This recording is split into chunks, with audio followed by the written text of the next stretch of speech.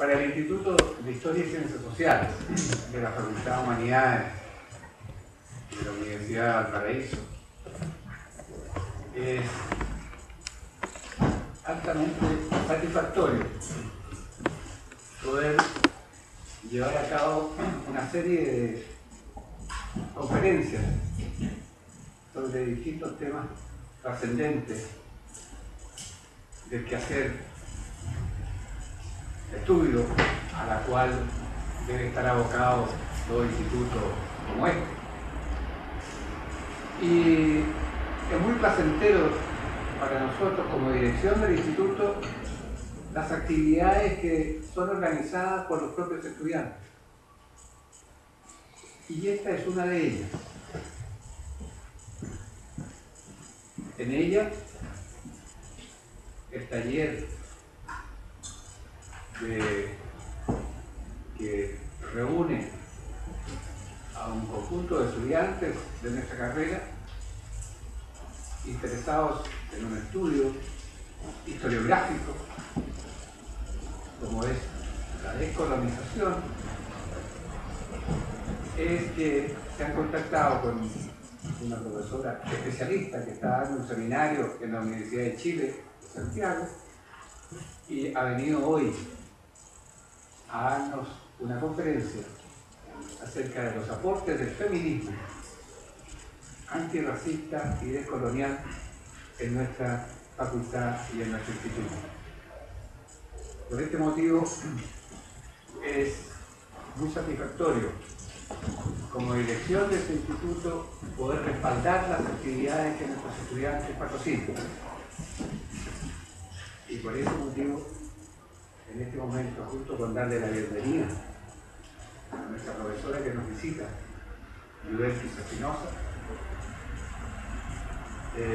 dejo con ustedes a nuestro estudiante Cristian Jara, que hará la presentación general. Muchas gracias. Primero que nada, me gustaría agradecer al público presente por asistir a una oportunidad que nos permite realizar universidad. Quizás no en la sala de clase, en el aula propiamente dicho, pero esta iniciativa de los estudiantes, que deben proliferar en el tiempo, consideramos nosotros que es muy importante. Dentro de este marco hay que remarcar que el taller de estudios descoloniales que inauguramos hoy se enmarca en dos antecedentes fuertes. El primero es el taller de pensamiento latinoamericano, que nosotros hemos desarrollado el año pasado con bastantes exponentes, pero también tiene otro antecedente que es de estéticas descoloniales que organizaron estudiantes de la Universidad de Viña del Mar. Nosotros intentamos de realizar un estudio transdisciplinario, no separatista, de diferentes carreras y diferentes universidades para integrar. Por lo tanto, la invitación queda manifiesta a todo el público presente.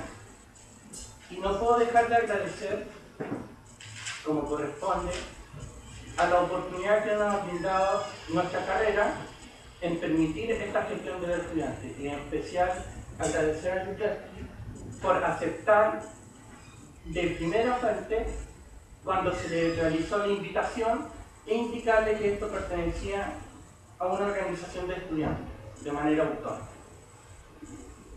En este sentido, yo quisiera leer un pequeño texto que he preparado para presentar la inauguración del taller y de la respectiva ponencia de Yudelquis Espinosa. Como estudiantes críticos por la disciplina historiográfica y las ciencias sociales en su conjunto, pretendemos efectuar el análisis de la sociedad en desarrollo histórico de manera transdisciplinaria, no interdisciplinaria o multidisciplinaria, que considera las disciplinas de manera independiente, sino como algo integral, en un estudio en donde se manifiestan las diferentes disciplinas con un sentido común. Para tales efectos, tenemos la costumbre metodológica de priorizar el tiempo y el espacio que trabajaremos. De dicho ejercicio nos surge la siguiente pregunta: ¿dónde parte y dónde acaba la colonia, con su respectiva colonización y colonialidad?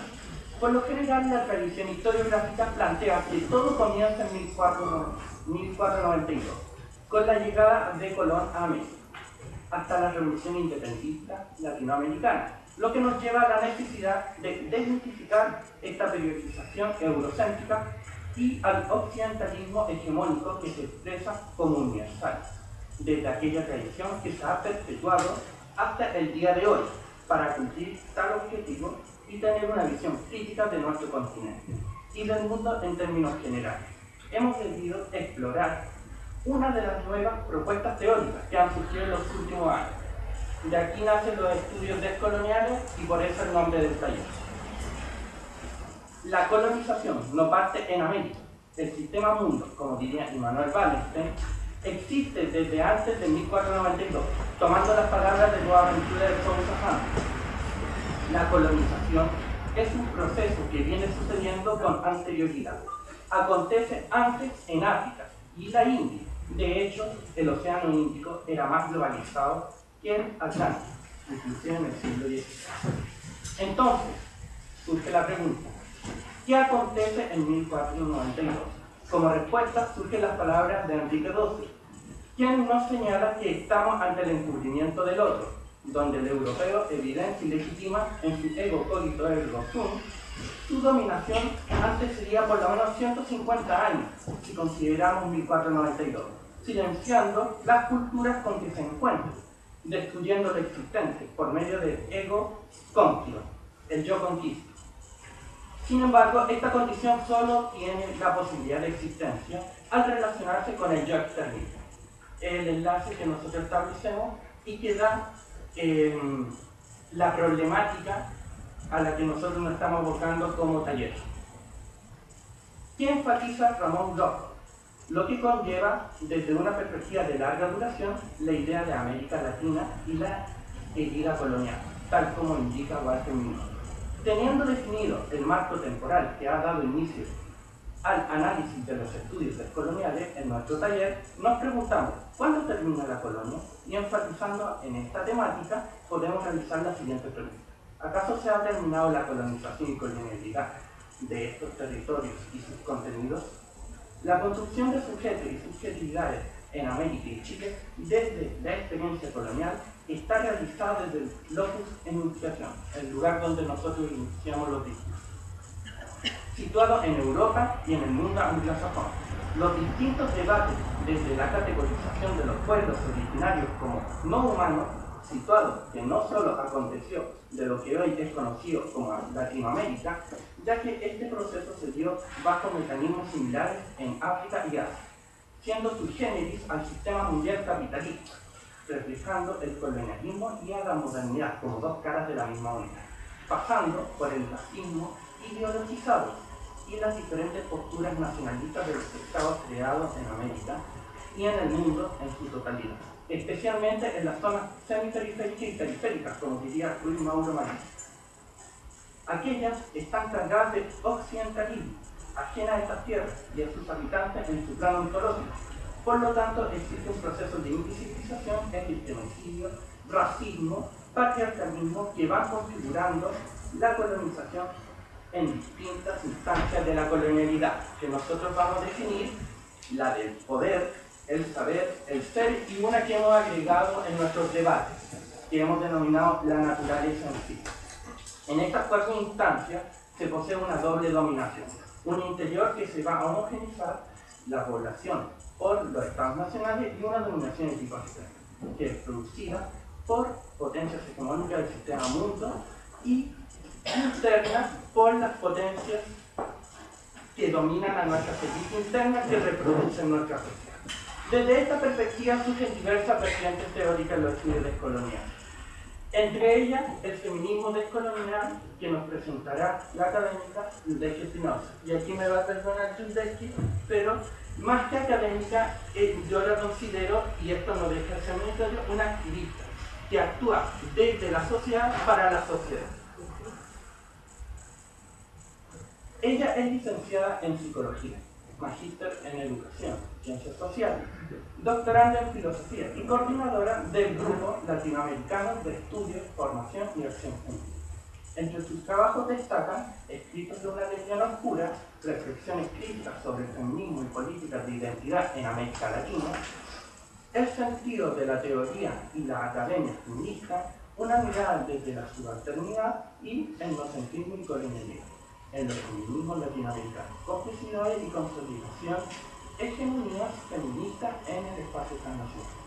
Dejamos ahora la ponencia de Judith Espinosa.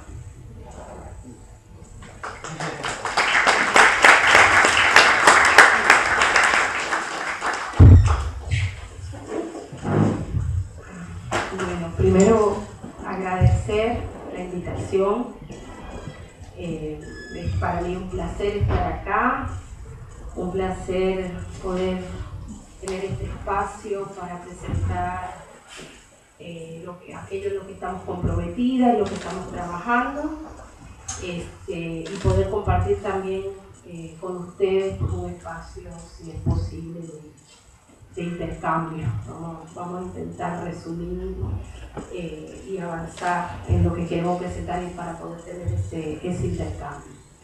Efectivamente me quedo con las palabras últimas que has dicho, más que una académica.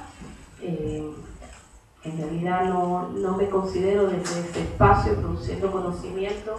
El conocimiento que estoy produciendo lo estoy produciendo autónomamente, desde un trabajo de compromiso con la producción de conocimiento, con la teorización y la producción de pensamiento feminista.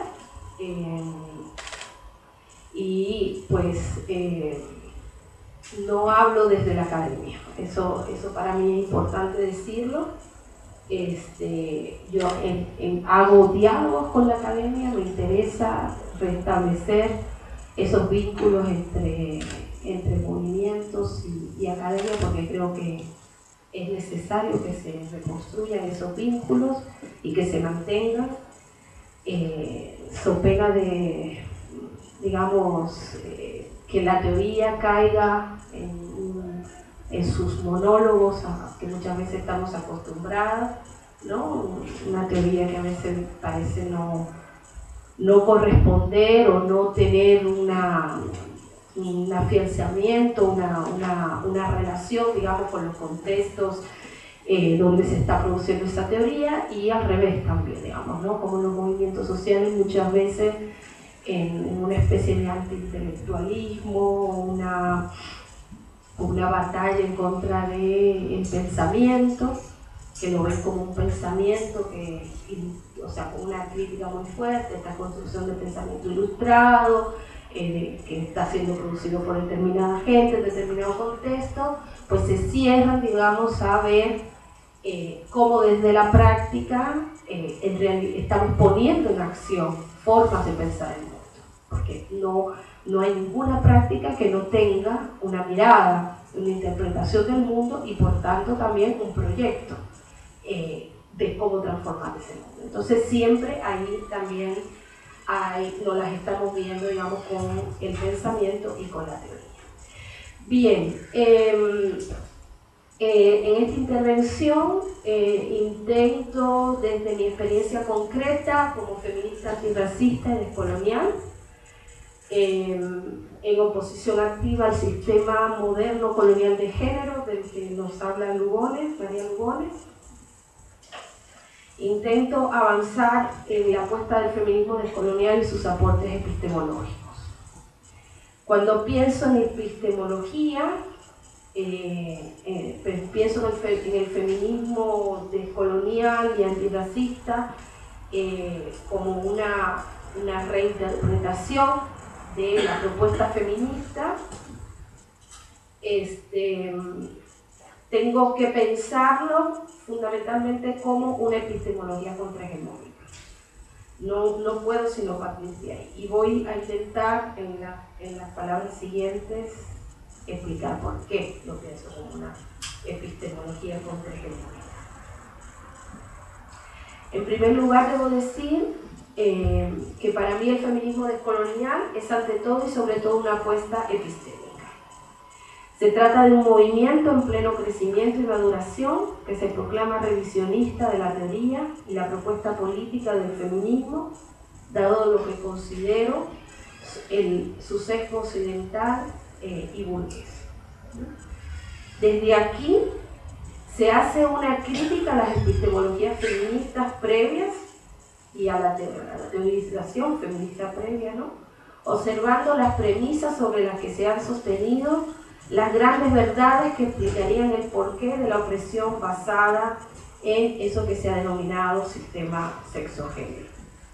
Las feministas descoloniales recuperamos las críticas que se han realizado al pensamiento feminista clásico desde el pensamiento producido por voces marginales y subalternas de las mujeres y del feminismo a nivel continental e internacional.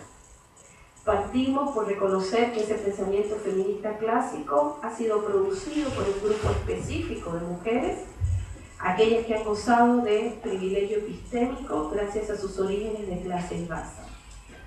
El feminismo descolonial produce una genealogía del pensamiento producido desde los márgenes del feminismo por aquellas, digamos, feministas, mujeres, lesbianas y gente racializada en general. Dialoga con los conocimientos producidos por intelectuales y activistas comprometidos con desmantelar la matriz de opresión múltiple, esa de la que nos habla Patricia Hill Collins, asumiendo un punto de vista no eurocentrado. Es una, digamos, el compromiso es intentar asumir ese punto de vista no eurocentrado. En acuerdo con Aníbal Quijano, cuando anuncia que hemos llegado al momento de una revolución epistémica, estoy convencida de que esta apuesta doble que hace el feminismo descolonial, por un lado, revisar el andamiaje teórico-conceptual producido por el feminismo occidental blanco-burgués, al tiempo que, por el otro lado, avanza en la producción de nuevas interpretaciones que expliquen la actuación del poder desde posiciones que asumen un punto de vista subalterno, constituye un aporte fundamental a la producción de nuevas epistemologías y marcos teóricos conceptuales que confrontan el andamiaje de producción de verdad que ha sido impuesto por Europa y posteriormente por los Estados Unidos a través inicialmente de la empresa colonial en el proceso de conquista y colonización de América, y posteriormente en la expansión del colonialismo y del capitalismo. Si estamos de acuerdo que la opresión se fundamenta en un sistema de conocimiento y producción del mundo de la vida, un sistema de clasificación social dentro del cual han surgido las categorías dominantes de opresión, género, raza, clase, sistema instituido a través de la empresa colonizadora y la razón imperial a su servicio, ha llegado el momento de una desobediencia epistémica amplia que derrumbe el armazón de comprensión del mundo tal cual lo ha producido y ha sido impuesto por la modernidad occidental.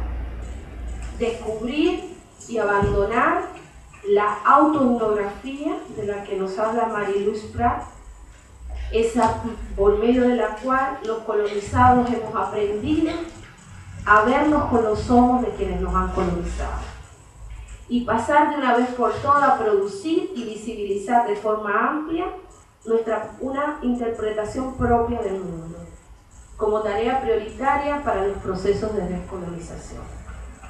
Una tarea que debe estar acompañada del proceso de recuperación de tradiciones de saber que en Abya Yala han resistido al embate de la colonialidad, así como aquellas que desde otras geografías y desde posiciones críticas han contribuido a la producción de fracturas epistémicas. Un buen ejemplo de lo que hablo se trata de la manera en que la propia producción de conocimiento del feminismo descolonial se acoge al reconocimiento de los saberes producidos por las epistemologías feministas contrahegemónicas anteriores anteriores a la propia aparición de este feminismo descolonial, ¿no? Y se apresta a continuar su legado. En ese sentido, el feminismo descolonial se reconoce emparentado con una larga tradición de producción teórica y de pensamiento que ha sido iniciada por el feminismo negro de color y tercermundista, inicialmente en los Estados Unidos, con sus aportes a pensar la implicación de la opresión de clase, raza, género, sexualidad, al tiempo que se propone recuperar el legado crítico de mujeres y feministas afrodescendientes e indígenas que desde América Latina han planteado el problema de su invisibilidad dentro de sus movimientos y dentro del feminismo mismo. Iniciando un trabajo de revisión del papel y la importancia que han tenido en la realización y resistencia de sus comunidades. El grupo que intento nombrar como parte de este movimiento feminista descolonial también se nutre de revisiones críticas al esencialismo del sujeto del feminismo y la política de identidad que comienza a gestarse a partir de escritoras activistas lesbianas provenientes del feminismo de color, que continúa aún hoy en un movimiento alternativo a los postulados ampliamente difundidos del feminismo postestructuralista y la teoría queer digamos en su matriz blanca occidental burguesa, ¿no? En este mismo tenor recupera el legado de autoras clave del feminismo postcolonial con su crítica a la violencia sistémica, por ejemplo el trabajo de Spivak, la posibilidad de un esencialismo estratégico, que también nos habla Spivak, el llamado a una solidaridad feminista norte-sur y la crítica al colonialismo en la producción de conocimiento de la academia feminista asentada en el norte global, de lo cual nos habla Mohanty.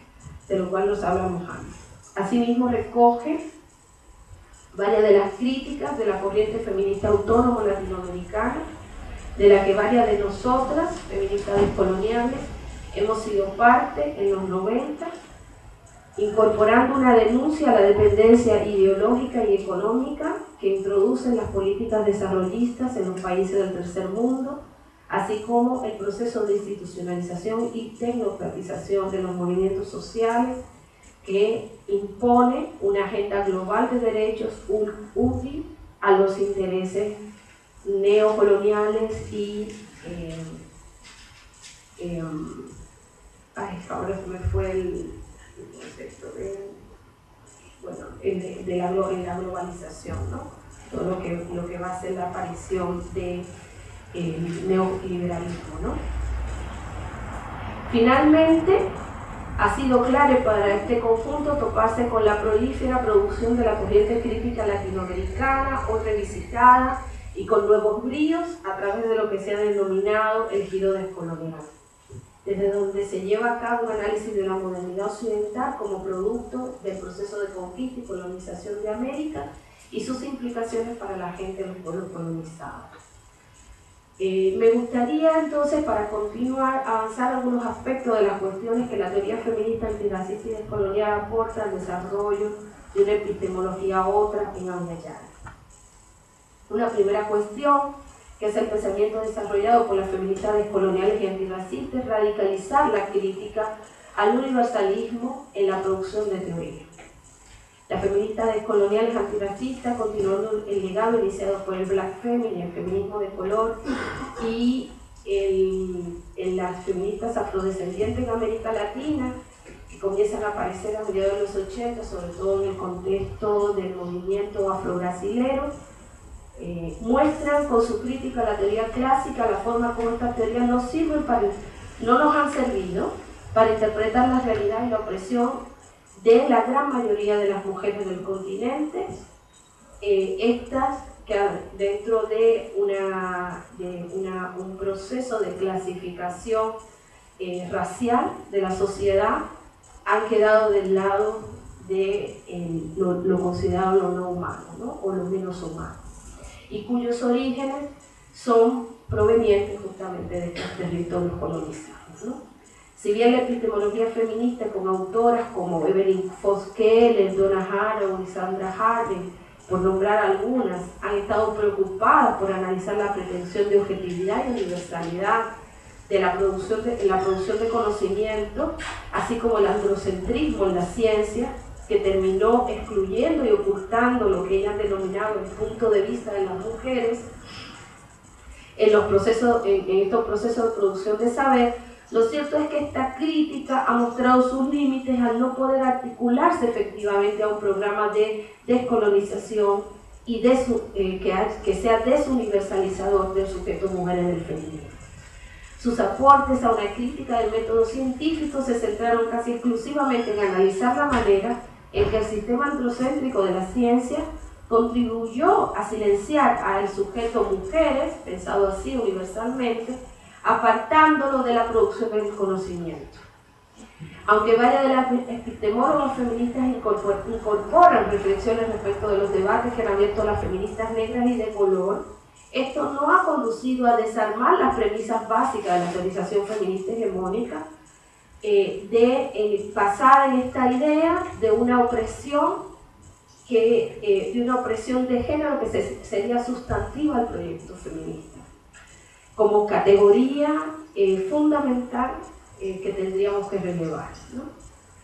Y que explicaría, categoría fundamental que estaría explicando la subordinación de las mujeres, ¿no? Si bien en algunos análisis las epistemólogas feministas reconocen los efectos del racismo y de la colonización en la vida de las mujeres no blancas, y aunque varias llegan a reconocer la necesidad de un análisis intricado de raza, clase, género y heterosexualidad, su teoría general sigue quedando, su teorización general sigue quedando intacta, al menos así en sus simientes, ¿no? En la episteme feminista clásica producida por estas mujeres blanco-burguesas asentadas en países centrales, no pudo reconocer la manera en que su práctica reproducía los mismos problemas que estaban criticando a la forma de producción del saber de las ciencias sociales, humanas, duras, que estaban en manos de los varones, ¿no? Mientras criticaban el universalismo androcéntrico, al mismo tiempo estaban produciendo una categoría de género, una categoría mujer abstracta, que en sus niveles de abstracción producía generalización y producía universalidad, ¿no? En este sentido, entonces, no podían dar cuenta de la manera en que el sistema de género es un constructo que surge para explicar, que surge dentro de esta teorización feminista localizada en países del norte, ¿no? Para explicar la opresión de las mujeres en estas sociedades modernas occidentales, y por tanto es un concepto que le sería sustantivo. Las teorías y las críticas feministas blancas y las críticas de las feministas blancas terminan produciendo unos conceptos y unas explicaciones ajenas a la actuación histórica del racismo y la colonialidad como algo importante en la opresión de la mayor parte de las mujeres y de los hombres, que esto queda siempre relegado a nivel mundial, ¿no? A pesar de que al mismo tiempo reconocen su importancia. O sea, mientras reconocen la importancia de ver estas diferencias, sin embargo, empiezan hablando de estas diferencias y luego estas diferencias se terminan homologando o terminan quedando en un segundo lugar, ¿no? Bien, estoy tomando de varios trabajos que tengo para hablar. Bueno, entonces, en este sentido, yo diría que el esfuerzo que estamos haciendo desde el feminismo descolonial trata, digamos, fundamentalmente de un viraje epistemológico, ¿no? En plena transición, que estaríamos experimentando feministas de trayectorias y posicionamientos críticos asentadas geopolíticamente en tierras colonizadas, en este caso en la Via Yala. Pero ya sabemos, por ejemplo, que hay feminismo descolonial que se está nombrando de esta manera en el contexto de África. En Europa comienzan a aparecer también feministas que se están nombrando a sí mismas descoloniales y que vienen de migraciones durante el siglo XX en Europa. Estoy pensando, por ejemplo, algunas feministas localizadas en Francia, por ejemplo. Hay un grupo que se llama los indígenas de la República, que hay feminista descolonial, que es parte de ese proyecto, que es un proyecto mixto, y sin embargo ya se reconoce como parte del feminismo descolonial, que se llama Uoria Bonterla, que están haciendo una crítica súper importante desde un feminismo no blanco que articula diferentes experiencias de migrantes o de gente que son de segunda y tercera generación, y digamos cómo es la vivencia de estas generaciones que no terminan de ser reconocidas dentro de los proyectos de transformación, ¿no? Se trata de explicar lo que a nuestro entender entonces constituye un punto de inflexión, una bifurcación en el camino que hemos venido recorriendo, aún y a pesar de la crítica potente dentro del propio feminismo conocido, ¿no? Es el feminismo que hemos conocido y que se ha instalado y que ha tomado, y que a pesar de, digamos, de los diferentes obstáculos que ha tenido en instalarse socialmente, a pesar de las muchas vertientes y posicionamientos en disputa que se dan dentro, al punto que se propone en algún momento de la historia del feminismo hablar no del feminismo sino del feminismo, sin embargo uno puede encontrar cómo se ha logrado compartir dentro de todo este feminismo un mito de una misma historia, ¿no? El mito o la historia de un mismo origen y ciertas convicciones o principios fundamentales que se derivan en la construcción de esa historia. Ese relato sobre la opresión de la mujer o de las mujeres, ¿no? O sea, a pesar de que una vez todos estos debates, sin embargo hay una serie de cuestiones que aparecen en la base de la construcción y que hacen que una se nombre feminista, ¿no? Y que parecerían como acuerdos fundamentales dentro del feminismo como corriente histórica, ¿no? Hay al menos dos convicciones que a mí me gustaría traer aquí, poner en la mesa, que tiene que ver por un lado una idea compartida de una situación de subordinación, opresión o dominación de las mujeres como género o como sexo, dependiendo de la corriente, en la historia de la humanidad, lo que algunas interpretan en términos de desigualdad histórica, que se explicaría por la existencia de un sistema estructural de poder que coloca a los varones al frente de las instituciones y por tanto tienen en sus manos el control de esas instituciones. Pero no solamente las instituciones, sino están al frente y tienen bajo digamos, su control la construcción de saber sobre el orden del mundo y de lo que se entiende como capacidad reproductiva de las mujeres, ¿no? Como, digamos, esa es una de las versiones, digamos, uno de los mitos fundantes que prácticamente, o sea, cuando lo vuelvo mito, lo que estoy refiriéndome es que ya opera casi como que es natural para todas las feministas que se comparte esto. O sea, se comparten ciertas interpretaciones de cómo esto ha ocurrido, pero se parte de que esto es así, históricamente, ¿no?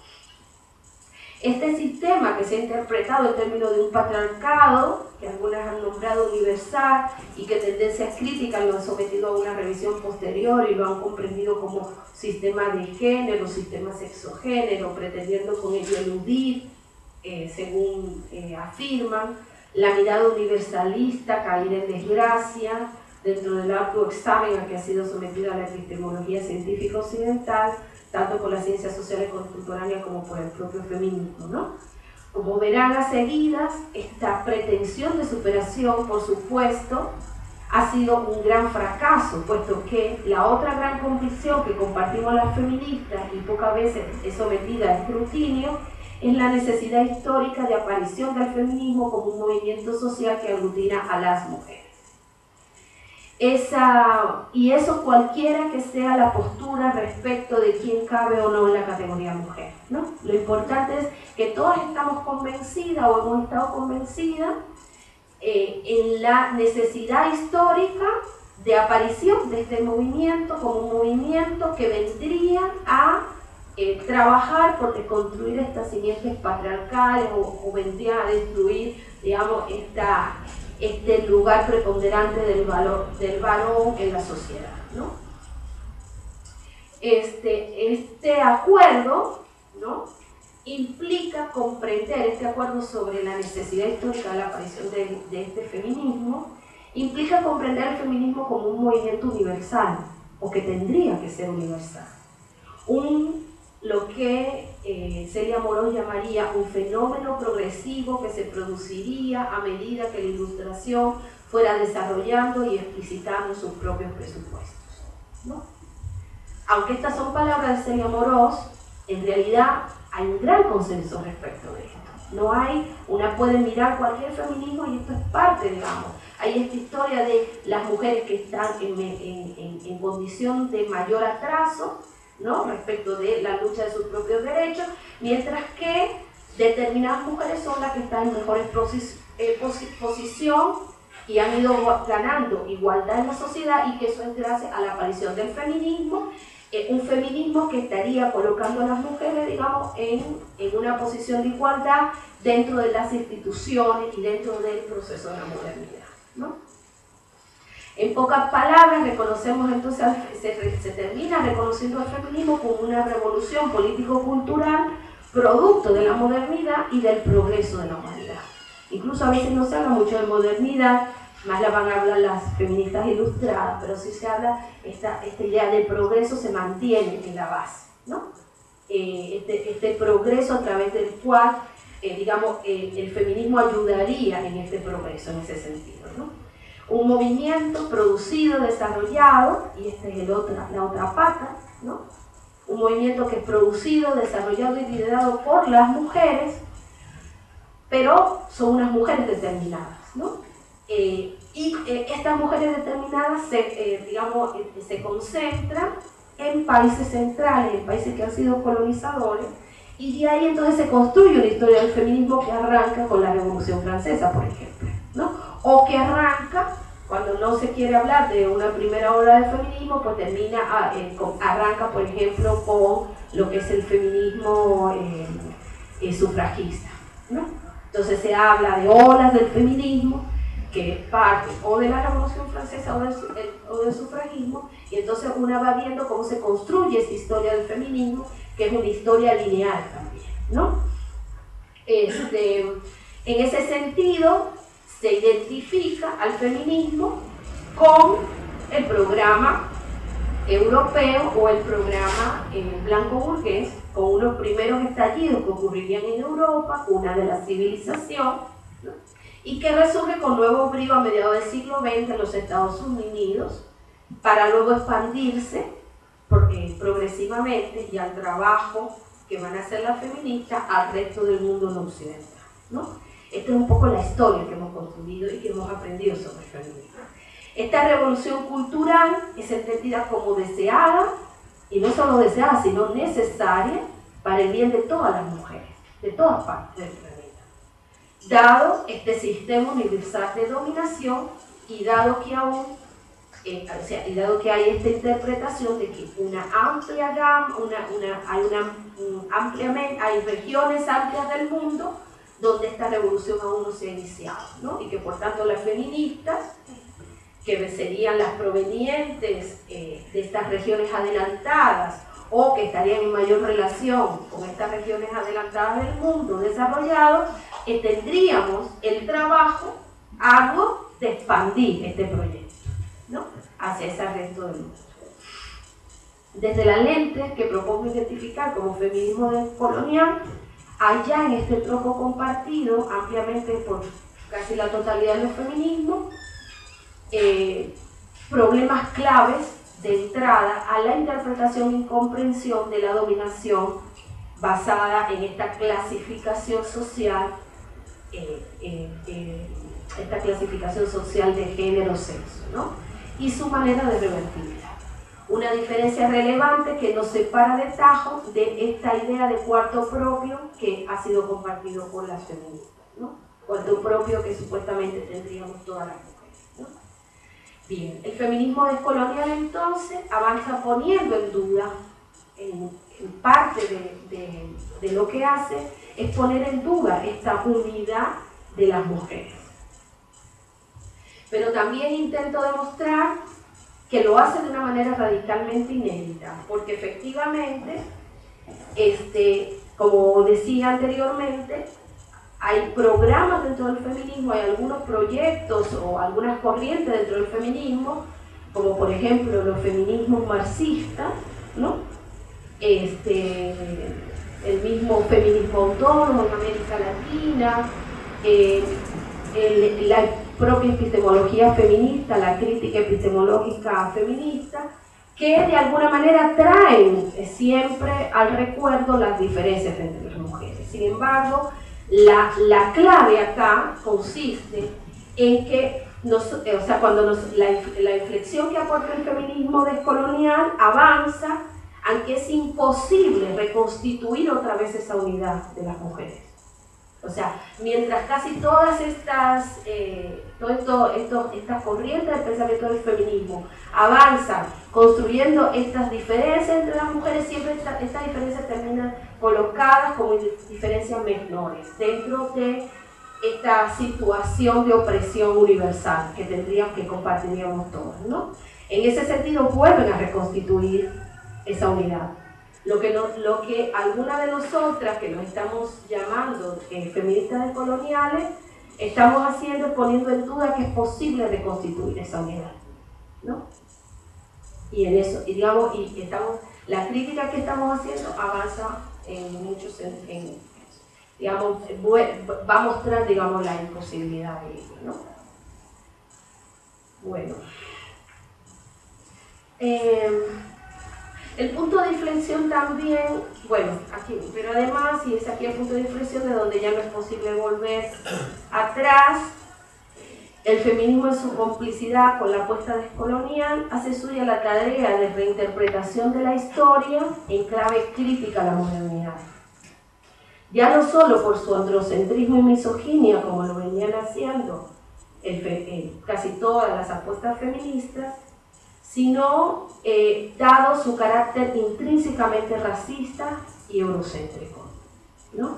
Comenzamos a pensar la modernidad como algo que no puede, ya hay una desilusión absoluta respecto del proyecto moderno y de esta idea de avance progresivo en la historia, ¿no? Haciendo cuenta, de muchos de los aportes que vienen de el trabajo que se está haciendo, dentro del giro descolonial, donde se comienza a hablar de heterogeneidad estructural, por ejemplo, ¿no? para revisión, para revisar la historia. Entonces, en sintonía, aquí lo repito otra vez, en sintonía con el proyecto crítico que revela la colonialidad como lado oscuro de la modernidad, el feminismo descolonial cuestionaría de forma radical la lectura de un progreso en la conquista de los derechos de las mujeres, que se estima ha sido posible en Europa, Estados Unidos y algunos países adelantados del tercer mundo, que se convierte en la medida del horizonte por alcanzar, tanto del feminismo, el horizonte por alcanzar, de los movimientos sociales, en este caso también del feminismo, ¿no? En primer término, porque esta idea es reproductora de la idea de Europa como comienzo y fin de la historia, y de la modernidad como el gran proyecto de superación al que ha de llegar todo un grupo humano. Segundo, porque denunciamos la manera en que ese programa es una falacia que solo se sostiene gracias a las sombras que proyecta sobre el resto de todo lo existente. No solo nos oponemos a la pretensión salvacionista del feminismo en su forma clásica, sino que podemos demostrar cómo esta herencia colonial es absolutamente perversa. Bien. Es así, entonces, que hoy hemos llegado al momento de un desencanto radical. Ya no nos basta intentar ganar un espacio dentro de la comunidad feminista. El fracaso del llamado que hace Sojourner Truth a las feministas de hace más de 150 años, cuando decía, ¿acaso no soy una mujer? Habrá que admitirlo, habrá que admitir ese fracaso y preguntarnos su causa. Cuando la convicción máxima feminista del género como universal unificador por sobre todas las diferencias de las mujeres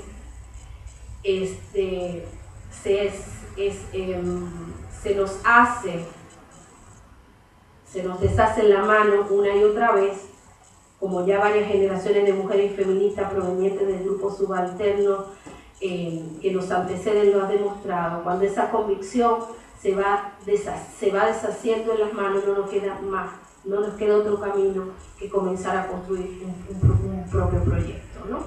Ese proyecto feminista que aspira a la superación de la desigualdad de género, la dominación y opresión de las mujeres, o incluso en su última sección, a la superación misma del género dicotómico, binario, y que dice no escatimar por origen y condición, ese mismo feminismo que ha sido parte importante en la definición de lo posible y lo deseable, el que nos ha señalado lo que constituye la máxima superación de las cadenas que nos condenan al ostracismo de acuerdo a los imperativos evolutivos de la sociedad tal cual lo pregona este proyecto de la modernidad iluminista, es el que promete y con ello promueve volvernos igualmente humanas dentro de este paradigma de los derechos humanos. Se nos torna a varias de nosotras ya no solo insostenible, sino un impedimento para una real transformación que trastoque los sentidos de la organización social y el orden histórico, político, económico en su conjunto, y que revierta la idea entre lo humano y lo no humano y la episteme de diferenciación jerarquizada entre lo que se considera lo uno y lo otro.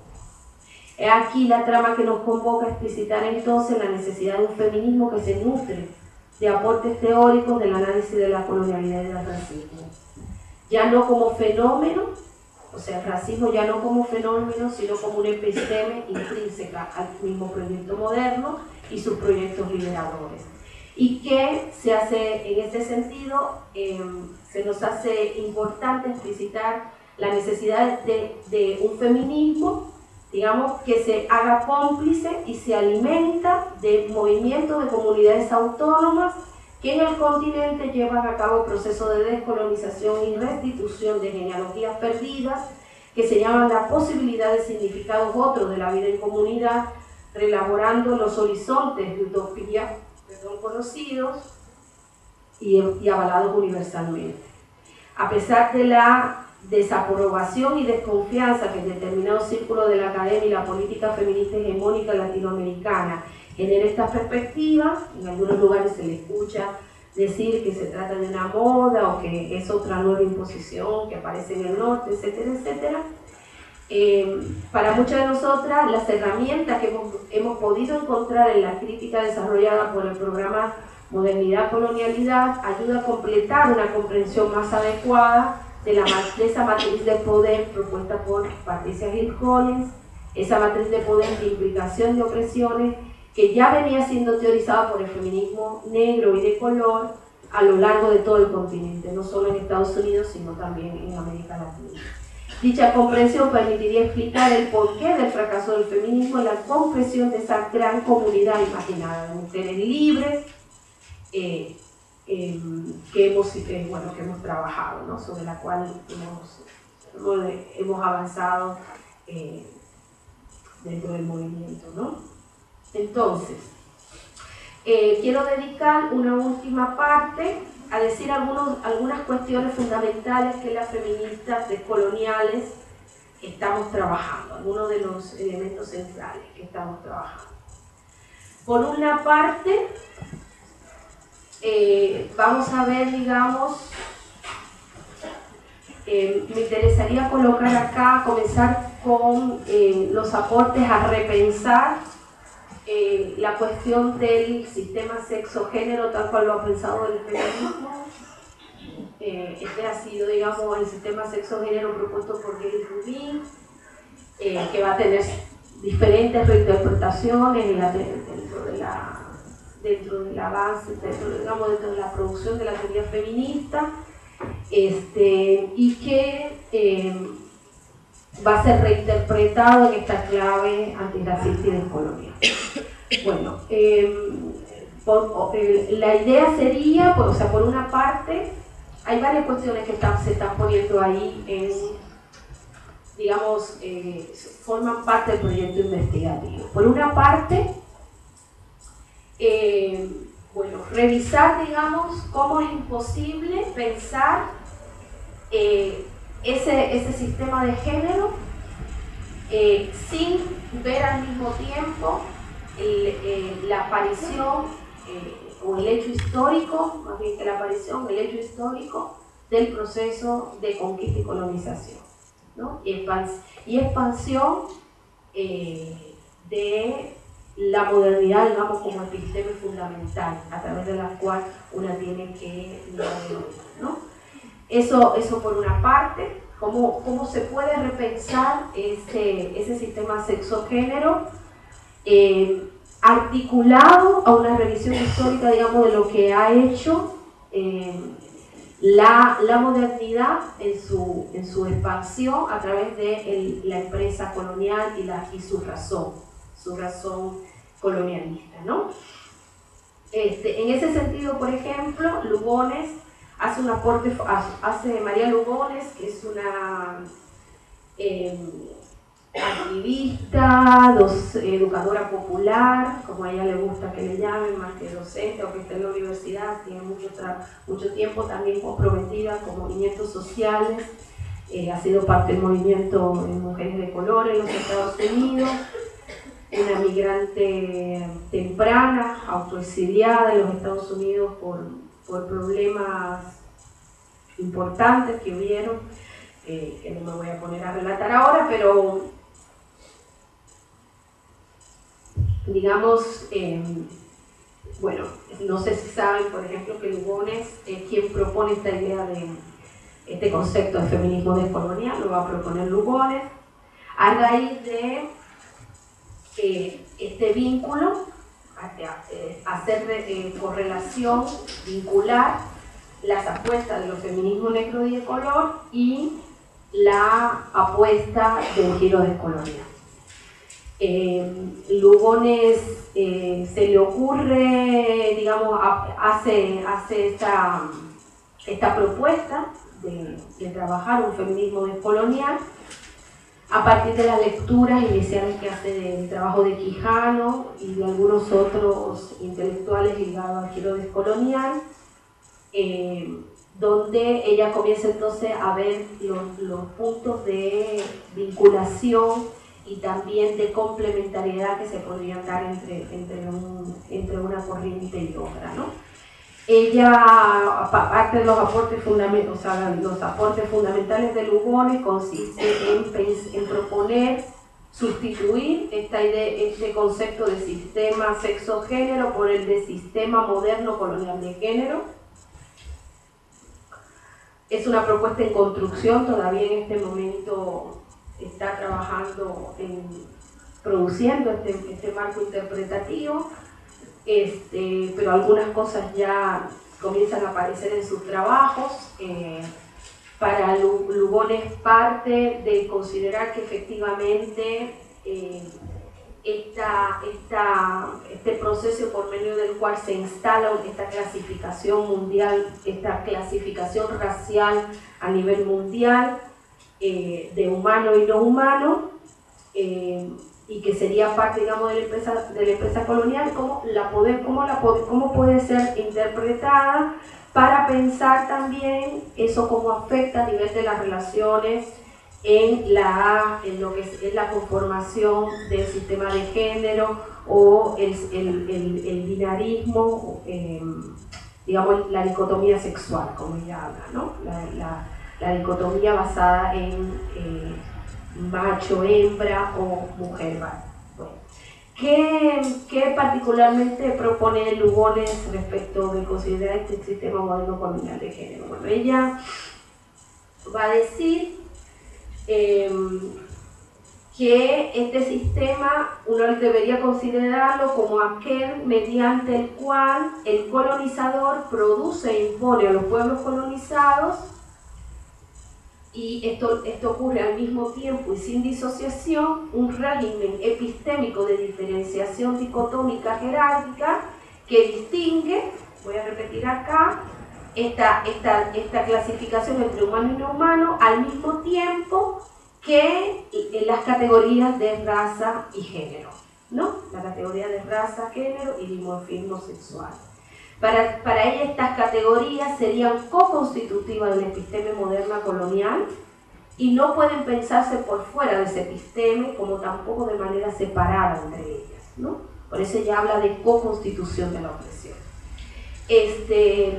Para ella trabajar esto, para hacer esta propuesta, ella parte de reconocer los trabajos que han venido haciendo la teoría feminista occidental, intentando reconstruir cómo en la región, el continente que hoy se denomina Europa, y que inicialmente, pues ya sabemos, no se veía así, no se veía así como algo homogéneo, ni se nombraba de esta manera.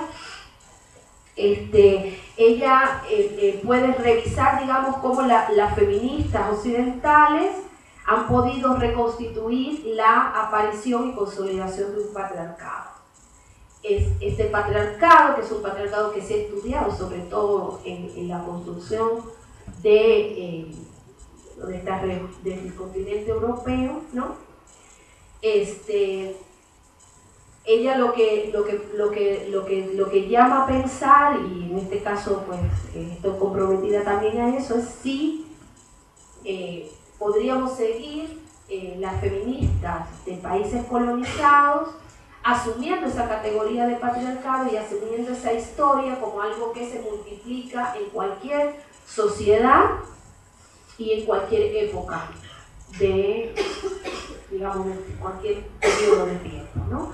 Entonces ella, bueno, esto no lo dice ella, esto lo digo yo, el llamado tiene que ver a, bueno, efectivamente se ha podido teorizar, hipotetizar o, digamos, desarrollar la tesis de cómo se va construyendo este patriarcado, cómo se ha creado y se ha instalado este patriarcado en Europa, consolidándose para lo que fue para el periodo justamente en que ocurre la llegada a América, la llegada de los colonizadores de América, y entonces ahí lo que se intenta ver es, bueno, esto explicaría qué estaba pasando allá, pero cómo interpretar lo que estaba en el continente en ese momento, ¿no?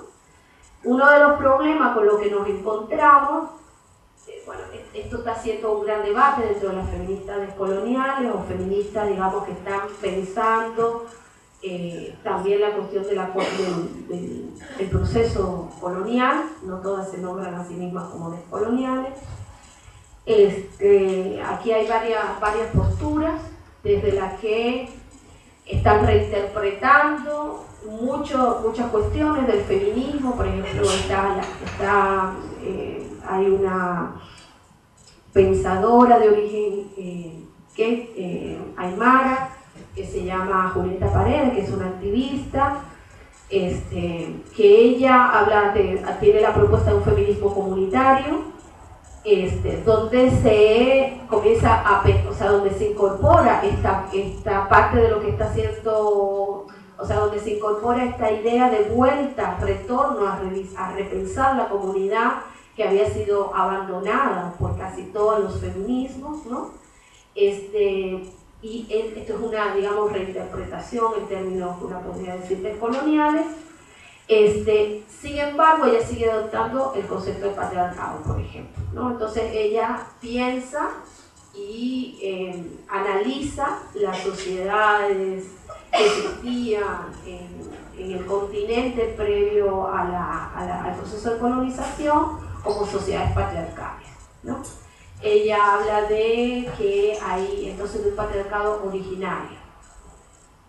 Este patriarcado originario se entramaría con el patriarcado occidental en lo que ella llama un entronque de patriarcados, ¿no? Ahí el debate viene respecto del mismo uso del concepto de patriarcado, ¿no?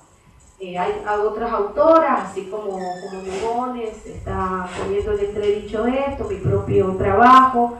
Hay también otra autora de origen indígena, ella es quiché de Guatemala, de la India quiché, ubicada en el territorio de Guatemala, que ella, pues una de las cosas que dice, si podemos, incluso imaginando que dentro de ciertas configuraciones históricas que había en la llegada al continente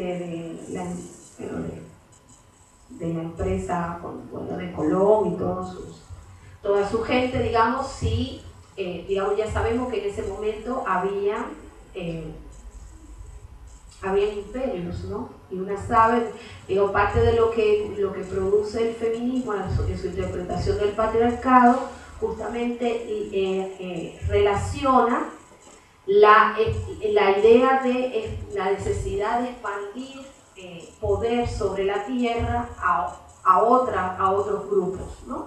Y que en ese avance pues también se va constituyendo relaciones de poder dentro del propio grupo, ¿no? Y dentro del ámbito familiar o el ámbito, digamos, del parentado, ¿no? De lo que serían los parientes. Entonces, una de las cuestiones que digamos que se argumenta para pensar la cuestión de si una podría pensar que ya habría patriarcado o habría un proceso hacia la construcción de un patriarcado en ese tiempo, era que ya a la llegada, digamos, de Colón, pues efectivamente existían algunos imperios en el continente, ¿no? Sin embargo, lo que está puesto, digamos, lo que aparece como algo interesante es que, a pesar de que, o sea, de que varias de estas autoras dicen, bueno, sí hay patriarcado porque ya hay vestigios que hay indicios de que podría haber patriarcado, además, al mismo tiempo se afirma que hay indicios que señalarían, por ejemplo, que en algunas de estas culturas, pues lo que estamos entendiendo como mujeres, de todas maneras tenían espacios propios de poder, ¿no?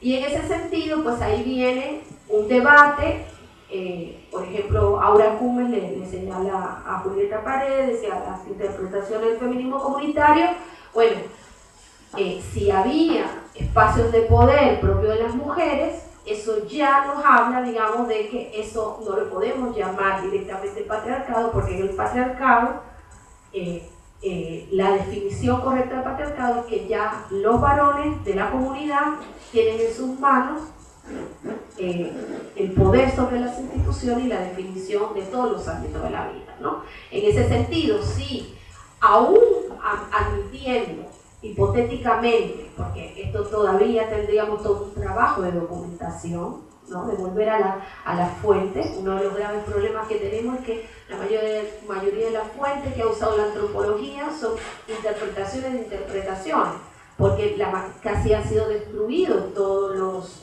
los documentos de las propias comunidades, y lo que tenemos es la mirada del invasor. ¿Qué mirada construían los naturistas, la gente que venía dentro de la empresa colonizadora, y cuál era la mirada que construía sobre los sujetos y las comunidades que encontraba acá, sobre la cultura que se encontraba en este ambiente? Entonces, bueno, ahí hay todo un área de debate, digamos, respecto de, y todo un área de investigación, como cómo volvemos incluso a leer los trabajos, los documentos que están en quechua, en guaraní, en aymara, no sé, en maya, ¿no? Y digamos, esos documentos además con la sospecha de las propias categorías que estamos usando, porque todas las categorías que estamos usando del feminismo han sido, como decía, producidas por la antropología feminista y por la teorización feminista clásica asentada en Occidente, ¿no? Entonces, bueno, para ir concluyendo, esto es un gran debate que se tiene. En el caso de María Lugones, que es la propuesta en la que yo, desde donde yo estoy trabajando más, lo que estamos es diciendo, bueno, si había esta clasificación, si se da dentro de esta clasificación de humano no humano como una clasificación a nivel mundial que opera para incluso la instalación, la aparición y la expansión del capital, ¿no? La misma producción del capitalismo a nivel mundial, ¿de qué manera eso transformó y erosionó, digamos, las formas que había en cada una de esas comunidades donde ha llegado el colonizador, ¿no? Y entonces en ese sentido, digamos, ahí hay dos elementos como para pensar, bueno, dentro del humano, efectivamente uno puede dar cuenta de la construcción de un sistema de género, que ya se puede incluso rastrear desde la temprana Edad Media, ¿no? Esta idea de mujer, varón, mujer, con ciertas características que está, digamos, es correlativa al espacio privado o al espacio doméstico, mientras que el varón correlativo a las instituciones, al poder público, al espacio de la polis, ¿no? Miran algunos. Y en ese sentido uno puede ahí documentar que efectivamente se estaría constituyendo un sistema de género, porque para que haya patriarcado esto tiene que ir apareciendo. Pero ¿qué pasa en el lado de lo no humano? Si uno mira la teorización que viene siendo producida en los años 70 por las feministas negras y de color, ya uno encuentra ahí toda una serie de críticas a cómo el feminismo ha extendido esta interpretación de lo que en realidad era la posición de las mujeres blancas y burguesas, ¿no? Cómo se extendió y cómo se usó para todo el resto de las mujeres. Algunas de las cuestiones que se han puesto en crisis es, por ejemplo, la idea de esta separación sistema dentro de lo público y el mundo privado. En muchas comunidades, y dentro, por ejemplo, de la misma esclavitud, esto se puede documentar que no existía dentro del proceso de esclavitud, que lleva varios siglos, ¿no? Entonces, por ejemplo, algunas feministas negras y de color, y les puedo mencionar Angela Davis, Bell Hooks, va mostrando a través de documentación histórica cómo esta supuesta separación, que sería clave para la opresión de las mujeres, no existía en el mundo no blanco, que era el mundo no humano, ¿no? Esto también se podría pensar que pasa en América Latina en comunidades indígenas también, ¿no? En pueblos, digamos, que no son totalmente colonizados de una vez y por todas, y ahí hay trabajos, por ejemplo, de Silvia Rivera Cusicanqui mostrando cómo todavía, y eso es parte de, digamos, de lo que estamos viendo, que este proceso de occidentalización y sigue estando en expansión, no se ha completado todavía, sigue siendo todavía dentro de la matriz, y comenzamos a ver, digamos, como el propio feminismo entonces es parte de ese proceso de occidentalización en la manera en que interpreta las comunidades desde esta mirada propuesta por en este caso, mujeres blancas asentadas en el norte, que es su propia manera de interpretar su opresión y la pasan y miran toda comunidad a partir de eso, ¿no?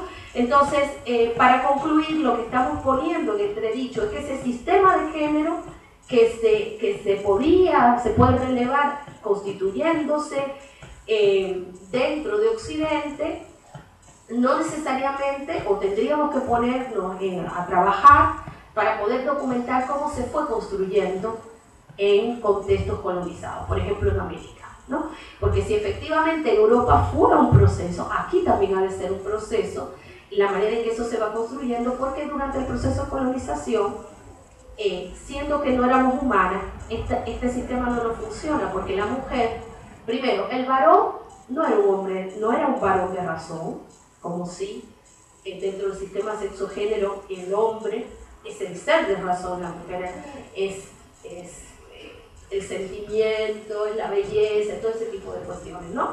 En el caso de las mujeres que han sido esclavizadas, esto no se puede ver. Eso que nombramos mujeres, en realidad, son cuerpos que han estado bajo el mismo dominio y la misma explotación que el resto de la comunidad, ¿no? Incluso esa idea de niños, niñas, etc., todo eso tendría que ser puesto en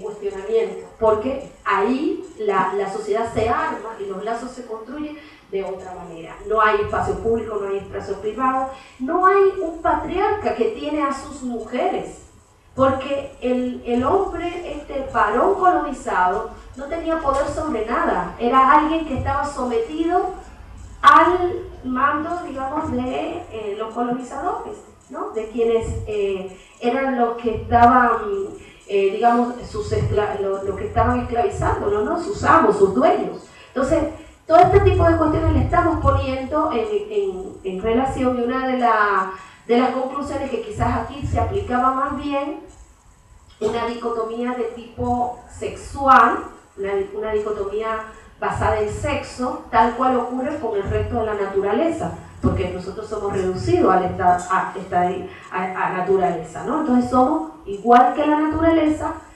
lo que hay es dimorfismo sexual. Eso implica entonces que hay para la reproducción macho y hembra, ¿no? Ese macho y hembra no es pensado, digamos, socialmente dentro de estas relaciones jerárquicas dentro de la propia comunidad. Ahí eso implicaría entonces un análisis, por ejemplo, de qué ha pasado que hoy una vez en esas comunidades que han sido colonizadas, como los procesos de erosión de sus propias relaciones y de su propia manera de ordenar su mundo, ha implicado un proceso de occidentalización y aceptación de que para ser humanos tenemos que reproducir ese sistema de género, ¿no? Entonces María luego una de las cosas que dice es, bueno, que hoy varones que han sido colonizados, que han sido racializados, están interpretando que la opresión de las mujeres es algo de las mujeres y no de la comunidad, es parte también de esta colonialidad, es parte también de la colonialidad, porque no estamos dispuestos a asumir, digamos, cómo esa matriz occidental se ha instalado también en las comunidades, ¿no? Bueno, lo voy a dejar aquí para que entremos un poco como en debate, o por lo menos algunas preguntas. Hay otras cuestiones que yo misma estoy avanzando sobre esta cuestión de la unidad entre las mujeres, la cuestión de la producción de conocimiento dentro de las teorías feministas y de la sexualidad en América Latina. Estoy más interesada, digamos, en esta parte, pero quise más como mostrarle lo que está haciendo los fundamentos y aquello en lo que estamos todas como involucradas en repensar y en regular, ¿no? Muchas gracias.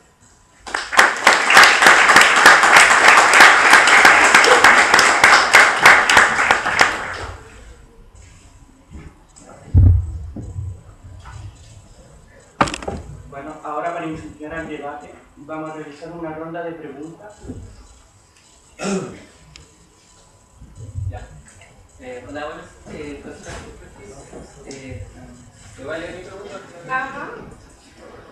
Entendiendo el giro epistemológico de colonial como la autodefinición de los habitantes de América en las instancias de poder, saber, ser y naturaleza, para establecer un diálogo epistemológico con la modernidad occidental y eurocentrismo, y no crear un antagonismo con esto, mi pregunta es cómo se produce un conocimiento feminista, antirracista y colonial sin ocultar al otro, que vendría siendo lo eurocéntrico, occidental y moderno, teniendo en cuenta que existe una producción feminista hegemónica blanca, como usted ha puesto, que coloniza los saberes ontológicos de la mujer.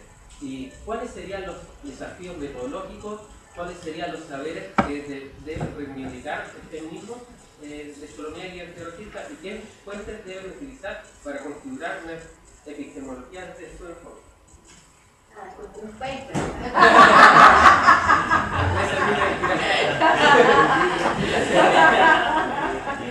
¿Otra pregunta?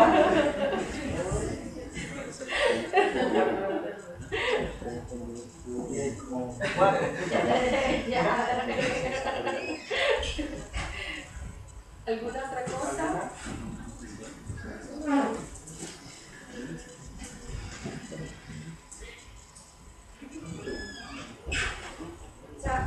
Yo quería saber si podía profundizar un poco en el tema del diformismo no humano y cómo para ser humanos deberíamos asumir este género, y a partir de asumirse de colonial, cómo podemos destruir este género o modificarlo o modificarlo hacia la lucha de colonial y feminista de género.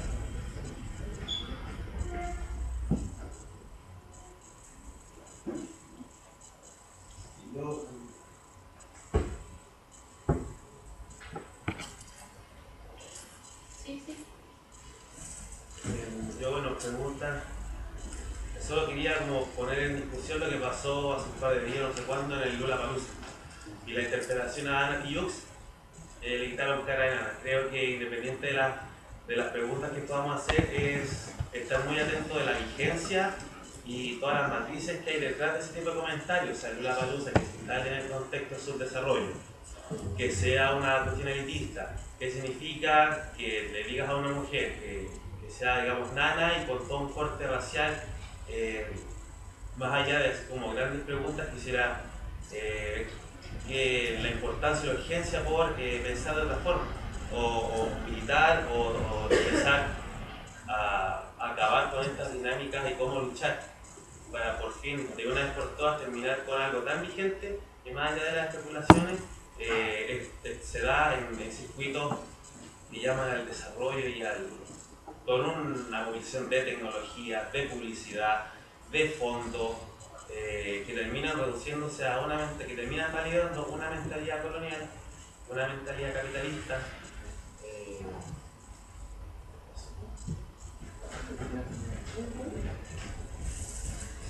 A ver, el pensamiento. Bueno, en ese mismo sentido, igual como esto es un espacio académico, se agradece la instancia de las dos cosas, el feminismo y el estudio colonial. Porque nosotros aquí en la escuela no tenemos, como dentro de nuestra formación, ninguno de los dos. Y si tuviéramos feminismo, por ejemplo, estudio sociología, si tuviéramos feminismo dentro de nuestra malla, también sería desde una teoría eurocéntrica. Entonces, cuando uno empieza a mirar cómo está Chile en estos momentos y esas contradicciones de que tengamos una mujer que se dice socialista y con todo ese discurso de estudios de género y de feminismo, se contradice con lo que pasa con las mujeres que son más afectadas. Por ejemplo, en las comunidades muchas mujeres no se asumen feministas porque quienes llegan desde el feminismo a ser son las que llegan a intervenir en sus comunidades con el pretexto de que las comunidades son machistas, que los hombres las violentan y que quieren que se salga del Estado. Entonces por eso hay una reacción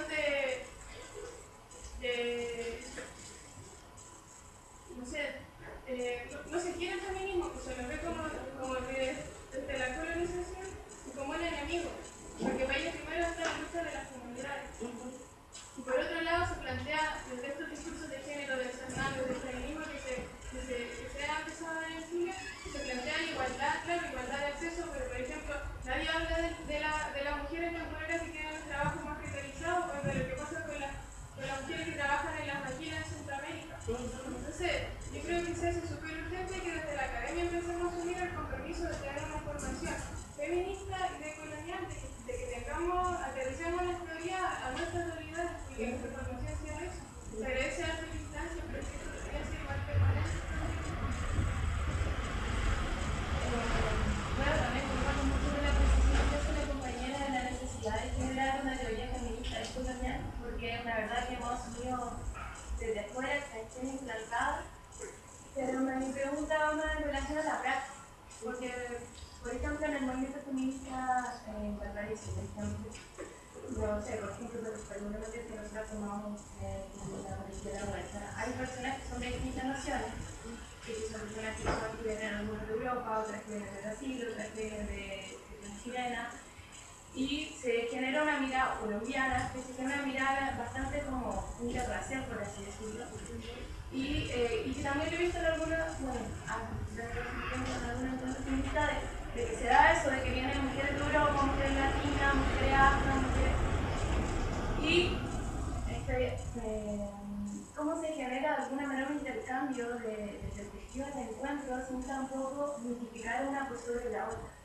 O sea, de que al final sea el nuevo mito de que lo originario, lo indígena, lo no occidental viene a ser lo realmente horizontal o patriarcal, y lo otro viene a ser o sea, de construir esta visión binaria para poder generar un encuentro de las distintas experiencias, historias y perspectivas desde cómo se ha vivido el feminismo, más que lo teórico y lo práctico, porque hemos pasado encuentros con algunas feministas que son de origen indígena, que también se sienten muy bueno, todo yo también tengo toda la razón de quizás mestizo, pero que se da esa tensión por ejemplo, compañeras bolivianas de Porvenir de Chile, y porque Chile le quitó el mar y todo el tema, y hay como una tensión dentro de la historia del pueblo, dentro de la historia del gobierno, que no son la historia del pueblo. Entonces, ¿cómo lo abordan en la práctica que están llevando como feministas? Eso. ¿Sí? Bueno, también se creo que está reentrete de lo que está bueno.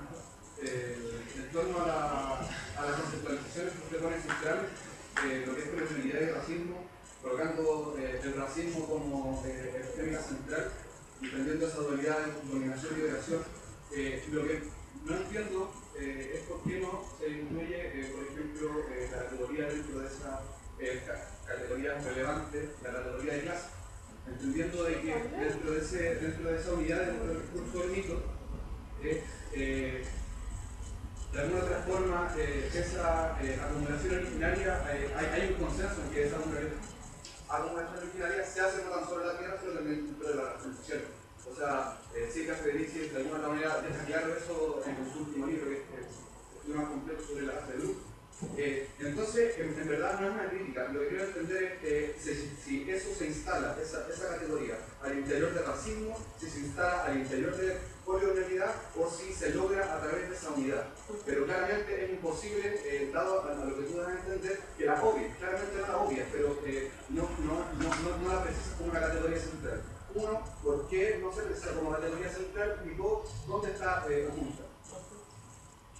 Yo quisiera hacer la última pregunta. Y voy a vincularla a las últimas tres preguntas que realizaron compañeros y compañeras en torno al concepto interseccional. Este concepto nace del movimiento feminista descolonial de los chicanos afroamericanos y especialmente, entre comillas, indígenas canadienses. ¿Y este concepto qué postula? Vincular las diferentes categorías sociales, ya sea de clase, racismo, el trabajo, el sexismo, el patriarcalismo, etc., para establecer un análisis. Llevando esto en lo práctico, ¿cómo realizamos este análisis interseccional tomando las feministas del sector no ser, como diría Fanon, y del sector del ser? Eso por una parte. Y por otra parte, ¿cómo vinculamos el concepto feminismo? Porque ya se ha convertido en un concepto como tal. Este concepto, como lo postula, por ejemplo, Julieta Paredes, el feminismo comunitario en las comunidades mapuche.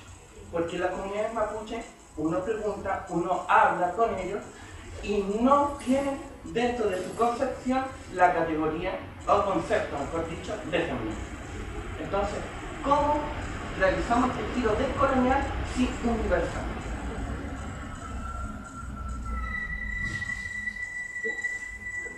Yo creo que cerramos la pregunta para poder contestar.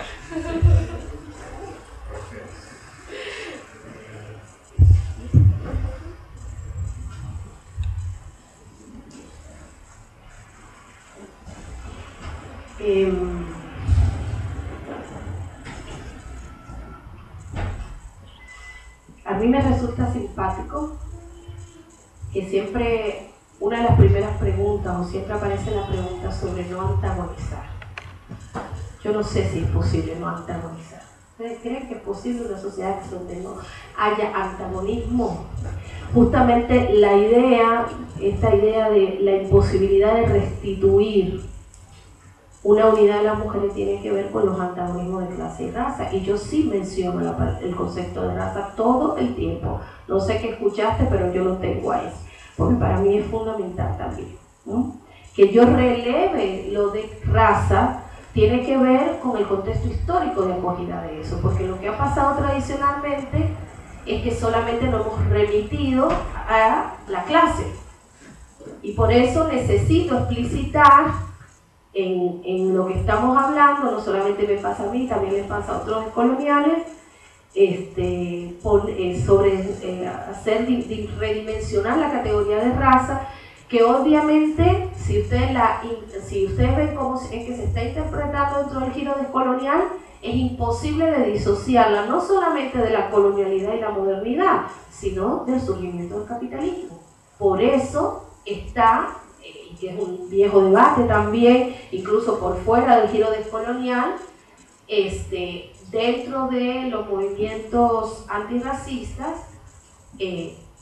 o sea, hay estudios de todo tipo, digamos, la gente que se ha dedicado a estudiar, digamos, el surgimiento del racismo, el análisis del racismo, efectivamente siempre se remite, o la mayor parte del tiempo, hay una correlación entre clase y raza. O sea, siempre se ve, digamos, cómo coactúan, o sea, cómo están efectivamente actuando, si no como sistemas paralelos, como sistemas, digamos, como un mismo sistema donde la clase está produciendo justamente racialización o viceversa, ¿no? En el caso del giro descolonial, yo creo que, dado que intentamos hacer una explicación de la contemporaneidad arrancando desde el proceso de colonización, o sea, partiendo de 1492, ciertamente una podría pensar que cuando, se hace esta interpretación, estamos poniendo la clasificación racial del mundo como una primera cuestión que permitiría justamente la instalación del capitalismo. O sea, al mismo tiempo se está instalando y se están construyendo las bases, y también son las condiciones de posibilidad para que el capitalismo digamos, se dé dentro de estos contextos, porque ¿quiénes son, digamos, los grupos que van a quedar, digamos, como el ejército o el grupo, digamos, cuya mano de obra está siendo explotada por el capital? Es justamente la gente inicialmente racializada en el contexto de las colonias. Obviamente en Europa pues son gente que son parte de los propios grupos o grupos minoritarios que están siendo explotados dentro de los procesos de industrialización y todas estas cuestiones, ¿no? que ya relata Mar. Yo no soy especialista en más, así que se lo dejo más a los que son más especialistas en eso, pero efectivamente es imposible de separar, o sea, para la gente que estamos digamos, comprometida con esto, nos es imposible pensar el racismo sin el capitalismo, por ejemplo, ¿no? Entonces, siempre hay una imbricación ahí, donde lo que estamos diciendo es para que se den las condiciones de que aparezca, que se dé esta acumulación originaria en gracias a la clasificación mundial, a esta clasificación racial del mundo. Esa clasificación racial del mundo, lo primero, tiene un efecto epistémico, pero acordémonos que las ideas y los discursos construyen materialidad, ¿no? Entonces, justamente lo que estamos diciendo, cuando una gran parte de las gentes a nivel mundial están quedadas, o sea, se las piensa y se las pone en el lugar de gente sin razón, de gente que solo sirven, digamos, para ser explotadas, gentes inferiores, justamente se están dando las bases, digamos, para que haya producción de plusvalía y para que haya producción de que se produzca, digamos, el capitalismo, ¿no? Entonces, la categoría de raza es sustantiva a estos análisis, ¿no? Respecto a lo antagónico, pues yo pienso, vuelvo a esto de lo antagónico y de esta cuestión de si es posible, y ahí de una vez contesto a algunas compañeras, porque siempre hay como esa cuestión de, bueno, pero ¿cómo lo podemos hacer sin, esto de sin ocultar al otro, sin volver a caer en esta cuestión de poner al otro como en un lugar subalterno o inferior, etcétera, etcétera? O también, digamos, esta pregunta sobre, que me parece válida de todas maneras, sobre no esencializar la comunidad, no idealizarla tampoco, ¿no? Ni idealizar lo originario y en términos, digamos, de primero como si fuera siempre lo mismo y lo originario es hoy y ha sido así desde siempre, ¿no? Parecería que no hay procesos históricos también, y también, digamos, esto de no pensar lo originario como algo donde no ocurren también violencia, donde no ocurre antagonismo también, y donde no ocurren otras cosas no deseables, ¿no? Algo que me parece que efectivamente es parte de los riesgos, lo que no, o sea, parte del riesgo y es aquello que deberíamos evitar, ¿no? De todas maneras, bueno, se fue el compañero, pero es imposible, si ustedes se fijan,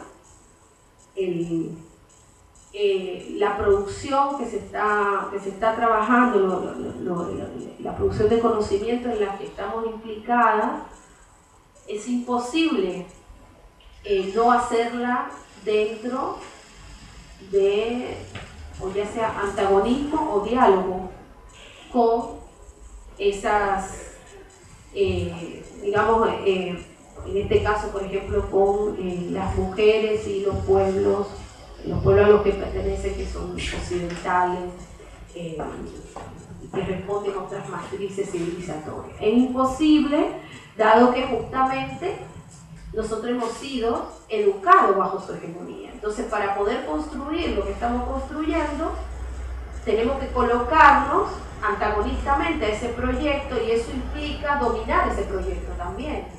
O sea, es imposible hacer una crítica a los procesos de occidentalización y a la modernidad si no es revisando ese proyecto. ¿Cómo podemos hacerle una crítica a ese proyecto si no es revisándolo, ¿no? Y además de revisarlo, haciendo, digamos, un proceso de revisión crítica de nuestras propias herencias coloniales, ¿no? Eso es lo que llamamos justamente el sujeto colonial. El sujeto colonial está atravesado por la modernidad, está atravesado por la razón imperial. Entonces, digamos, somos sujetos, yo creo que un concepto que más que el concepto de hibridad que usa Canclini y eso, me gusta más esta idea de los cheques que habla Silvia Rivera Cusicanqui para pensar el sujeto indígena, ¿no? Que es justamente un sujeto que está atravesado por estos procesos de colonización, ¿no? Pero que también es resistente, son sujetos resistentes, y en esa resistencia hay una reelaboración práctica cotidiana de diferentes matrices civilizatorias, ¿no? Entonces, ahí una puede encontrar, una puede ver los hilos con que se ha ido urbanando esta nueva matriz que uno podría llamar casi latinoamericana, ¿no? Una cosa interesante de los cheques, como lo explica Silvia Rivera, es esto de que en los cheques hay antagonismo sin resolución, ¿no?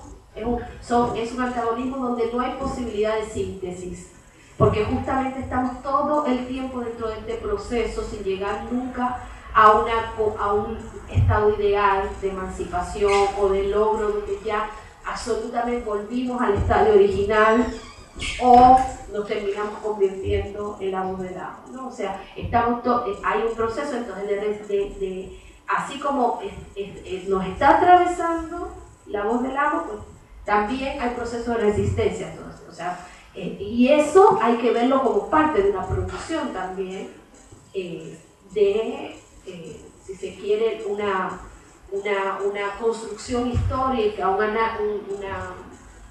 cuando me sale la palabra avance histórico, pero no lo estoy pensando como algo peor ni mejor, pero quiero decir, una puede ver una progresión histórica, digamos, de cómo una va ante el contexto, se van dando reformulaciones del poder, donde parte del poder se está asumiendo y efectivamente hay erosión de lo que había antes, ¿no? Hay un proceso se podría decir, no solo de anulación incluso también de la memoria histórica de lo que hemos sido, ¿no? Eso también es parte de ese proceso, pero también hay procesos donde intentamos pues oponernos a ese poder que avanza, ¿no?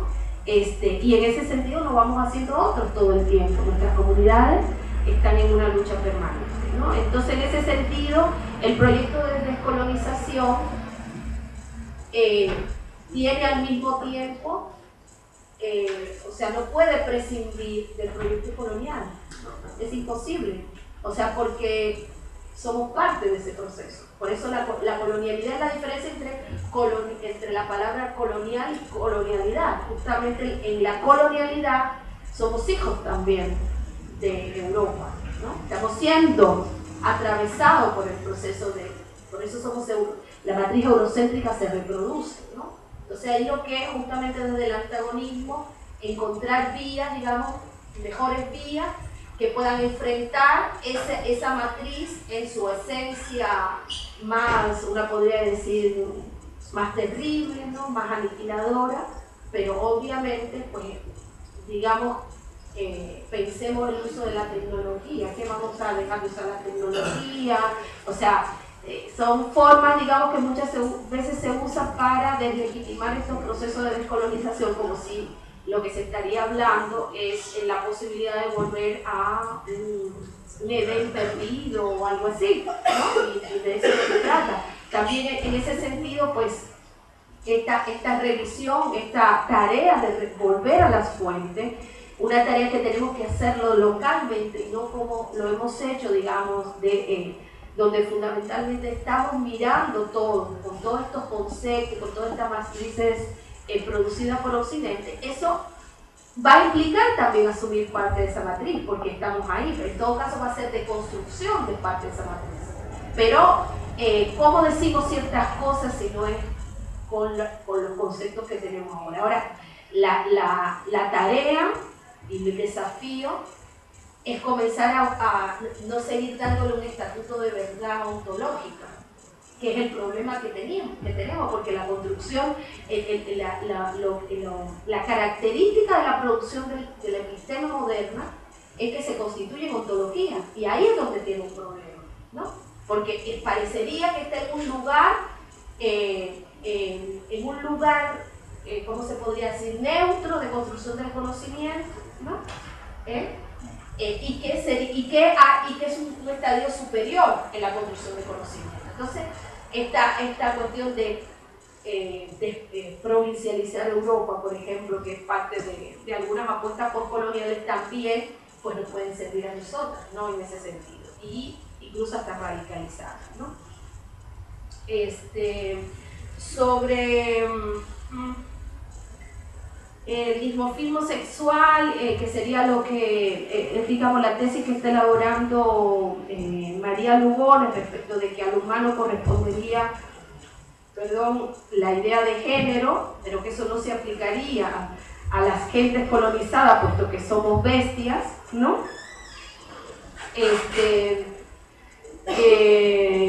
Entonces, en ese sentido, digamos, lo que estaríamos viendo es algo más relativo a cómo se interpreta la naturaleza, y en la naturaleza pues hay macho y hembra para reproducirse, pues un poco ahí lo expliqué. Hay trabajos de Lugones que yo le invitaría a que lean para que vean, digamos, cómo ella lo está trabajando. Lo interesante es cómo podemos hacer esa lectura para interpretar esto contemporáneamente, y para incluso la práctica política feminista o la práctica política descolonial, ¿no? Hay algunos desafíos que una ve ahí, porque por ejemplo, una podría, bueno, María Lugones en una cuestión así como muy radical, muy desafiante, hay dos cuestiones que va a decir. Por una parte que ella, en relación, hablando con el feminismo, dice, bueno, todo feminismo que no es antirracista es racista, ¿no? ¿Eso qué implicaría? También podríamos decir para cualquier otro proyecto de emancipación que se ha construido desde estos parámetros modernos, ¿no? Y que se han dado en nuestro propio continente, ¿no? Y podríamos pensarlo para el marxismo, podríamos pensarlo para no sé, podríamos pensar, digamos, para diferentes, el ecologismo, etcétera, etcétera. Y eso refiere también a la cuestión de la interseccionalidad, que es un problema, digamos, de cómo dada esta matriz moderna, hemos fraccionado la interpretación del mundo y no podemos dar cuenta de cómo hay una interconexión toda de la vida y una interconexión toda de lo que pasa en ese mundo de la vida, que hace posible que se den determinadas estructuras de poder y que se den determinados espacios, digamos, de opresión y de subalternidad, ¿no? Entonces ahí comenzar a pensar, digamos, como cuando la lucha antirracista no es una lucha porque no se maltrate al negro, que no se maltrate al indígena, que a los mapuches les reconozcan determinados derechos, sino que si hacemos eso y eso se da dentro de la misma matriz eurocéntrica de organización del mundo, dentro de esta idea de progreso, donde parecería que hay formas de organización que valen más que otras y que son más relevantes que otras y que son superadas con relación a otras, si uno hace eso, está reproduciendo esta matriz racista, porque eso es parte del racismo. Mientras estamos reproduciendo una interpretación del mundo que parte de dar estatutos de verdad ontológica, la verdad construida por la modernidad occidental, y no reconocemos cómo se está ocultando una razón imperial que ha producido una racialización a nivel mundial de toda la otra gente que no era parte de este proyecto epistémico, político y de estructuración del mundo. Pues en ese sentido, digamos, esa manera de ocultar y de invisibilizar este problema, ¿no? o de considerarlo como un problema minoritario, un problema que lo tendrían que revisar determinada gente, ¿no? La gente a la que les toca, y no darnos cuenta cómo nosotras también, la posición que ocupamos en el mundo, está definida por ese proyecto moderno,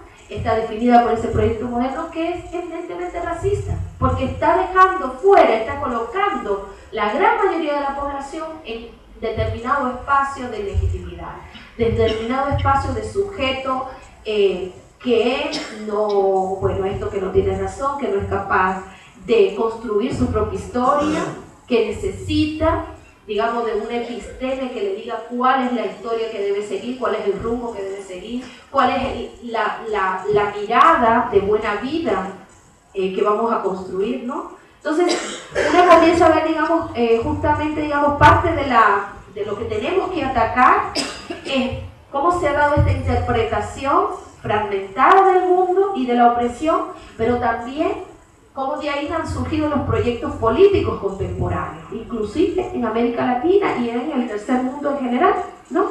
Cómo la mayoría de esos proyectos políticos responden justamente a esa matriz moderna, ¿no? Y en ese sentido, pues, hay una separación de las luchas, ¿no? Hay una separación de las luchas donde yo me centro, el feminismo se centra en el género y parecería que, y ahí voy a ir a la compañera que hablaba de la práctica de la política feminista, hablaba de las políticas estatales de género, de igualdad de género, esto de que en algún momento se habló de esta cuestión de que en las comunidades, pues sin embargo no se identifica a la feminista que viene del CERNAN o que viene de otros espacios como alguien que no es alguien grato en la comunidad. Y eso que tiene que ver con la misma producción que ha hecho el feminismo, su propia interpretación del mundo o de la opresión. Yo creo que ese es uno de los desafíos, digamos, ¿no? Y lo mismo va a pasar también con la apuesta, por ejemplo, descolonial. En la medida en que la apuesta descolonial piensa que determinadas cuestiones son más importantes que, por ejemplo, no revisar la manera en que aquí también este proceso de colonización y de expansión de la mirada occidental ha implicado esta construcción del dimorfismo sexual natural como algo natural, ¿no? Y de la idea propia de género como algo que es propio de la sociedad humana, ¿no? En la medida en que el proyecto descolonial deja esto como algo de las mujeres, está reproduciendo parte de esa matriz moderno occidental que identifica no ve esto como algo propio de la construcción histórica de formas de sociedad, cómo se organiza la sociedad mundialmente, ¿no? Y bueno, lo que efectivamente lo que uno encuentra en las comunidades, no ahora, siempre ha sido así, es esta negación ha habido un obstáculo continuo, digamos, de las feministas de poder llegar a la gran mayoría de las mujeres, ¿no? Y eso tiene que ver justamente con este problema de cómo se ha interpretado la opresión, pero también cómo se ha pensado el proyecto político feminista, porque uno de los problemas que tiene el proyecto feminista, y por eso es que si no entra en este proceso de construcción de sus bases modernas, sigue siendo racista, está ayudando a la occidentalización del mundo, es que justamente una de las cuestiones claves que asumió el feminismo es una liberación en clave moderna. Esa liberación que era, las mujeres se liberan prácticamente de una en una, o se liberan entre ellas y olvidan a la comunidad, ¿no? Entonces, ahí, por ejemplo, el feminismo negro y de color ha dado muchísimo, allá de los 70 lo vienen diciendo. No podemos aspirar al separatismo ni a una política de identidad separatista, porque nuestras vidas están entrelazadas, y la opresión que sufrimos las mujeres de color o las mujeres racializadas depende y es parte del proceso que vive toda la comunidad. No solamente es algo de las mujeres, es parte también, digamos, del proceso de erosión de la comunidad, y por tanto también estamos interesadas en un trabajo con los compañeros, y los compañeros tienen que hacerse cargo también de esto. Esto no es algo propio de las mujeres. La lucha feminista tiene que ser asumida por la comunidad en su conjunto, porque es parte del proceso de desoccidentalización, ¿no? Entonces, ahí hay un montón de cosas, digamos, que abre este paradigma, esta manera de repensar la cuestión, que es realmente fascinante, ¿no? O sea, da para mucho, porque tenemos muchas tareas por delante de revisión, de la manera en que hemos pensado la opresión, pero también del mismo proyecto político, pensarlo en estas claves, digamos, ¿no? Y para terminar, una de las cosas, por ejemplo, que terminamos, una afirmación que hacemos y que se puede demostrar, es cómo ese proyecto feminista que incluso se instaló en nuestras tierras, al final, al no tomar en cuenta, solamente quedarse en esta idea de género tal cual como se ha pensado en Europa o en los Estados Unidos, y no tener en cuenta cómo eso está atravesado por clase, por raza, por toda una serie de cuestiones ahí que definen la vida de las mujeres y de sus comunidades, pues en realidad estaba sirviendo un grupo de las mujeres. Y era aquellas que estaban en posición de privilegio dentro de la estructura social. Aquellas que solamente sentían una opresión como mujeres que estaban en su casa pero que tenían todos sus otros problemas resueltos, ¿no? Entonces, esa política de género en realidad servía a unas muy pocas. Y para que esa política pudiera ser posible, ¿no? Sirviera a los intereses de esas clases dominantes de mujeres, era necesario que o sea, no es solamente que era una cuestión de omisión, era parte de la definición de un proyecto como parte de los intereses, digamos, de clase y de raza también, ¿no? Y por eso también se hace imposible muchas veces volver a esta ilusión de somos una comunidad de todas mujeres que nos queremos o que vamos por el mismo sentido, porque tú descubres ahí intereses que muchas veces son antagónicos, porque una mujer digamos, pienso por ejemplo en algunas de las teorías feministas que, bueno, decían esta cuestión que las mujeres se iban a liberar en el momento en que llegaran al espacio público, accedieran al poder en el espacio público, accedieran a la universidad, que pudieran acceder al trabajo empleado, bien pago. ¿Y ese proyecto a quién respondía? Ese proyecto no es el proyecto que ha vendido la modernidad. Ese no es el tipo de sociedad que nos ha vendido la modernidad, que implicaba que todo el mundo aspirara a llegar al sistema educativo, incluso que todo el mundo fuera universitario. Yo pienso, ¿y quién iba a cultivar la tierra? Si todo el mundo es profesional. Digo, ese son el tipo digamos, de matrices que uno tiene que, o sea, digamos, comenzar a pensar en estas matrices y cómo posicionan determinadas formas de vivir la vida como que son aspirables y son aspirables que son superiores. Entonces nuestros propios padres, muchas veces, gente que, en mi caso, por ejemplo, que vengo de una familia muy, muy pobre, pero en el espacio urbano, la manera de supuestamente estar en una mejor condición era con llegar a la universidad, ¿no? Y yo estoy diciendo que eso esté malo, yo estoy diciendo a qué matriz responde eso, ¿no? Eso es lo que estamos poniendo en cuestionamiento, porque justamente el proyecto de descolonización es comenzar a ver las ideas de mundo que se han instalado en nuestra cabeza y que hacia dónde queremos ir o cuál es la sociedad ideal. Y el feminismo comió mucho de eso. Ese fue el mundo que le planteó a las mujeres. Pero muchas mujeres no era eso, estaban en sus comunidades de orígenes, querían seguir en el espacio de la tierra, ¿no? Entonces, ¿qué es lo que le estábamos planteando a ellos? Además hay otras, una gran parte, por ejemplo las mujeres negras, mujeres, digamos, afrodescendientes, que estuvieron primero en la esclavitud y luego estuvieron como mano de obra barata en los procesos de industrialización.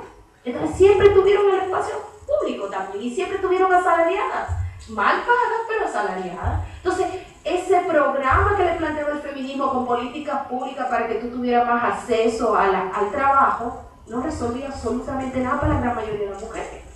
Era un programa para la mujer que estaba en su casa, con su trabajadora doméstica que hacía todo y que tenía que cuidarse, que dedicarse a cuidar al marido y a cuidar a los hijos.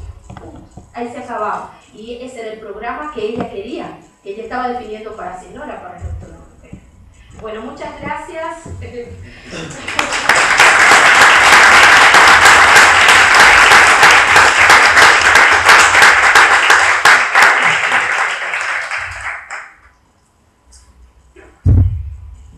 Se agradece su atención y como mencionaba al principio de esta jornada, todo aquel que se quiera acercar a discutir estos temas, a integrar el taller, es bienvenido. Muchísimas gracias.